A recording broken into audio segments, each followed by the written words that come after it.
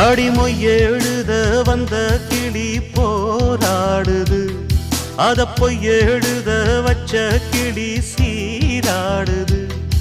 இதில் யார சொல்லி குத்தம் என்ன, எல்லாம் நேரம்தான்.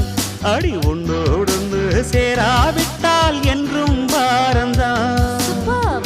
தித்திக்கும் செங்கரும்பே இத்தனை நாள் எங்கிருந்து, மொட்டு விட்ட தேனரும்பே போதுமடி உன் குறும்பே.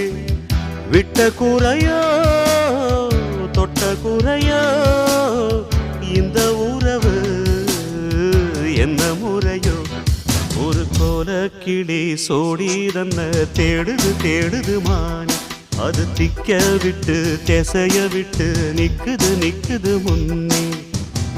இப்ப வருமோ எப்ப வருமோ ஆசை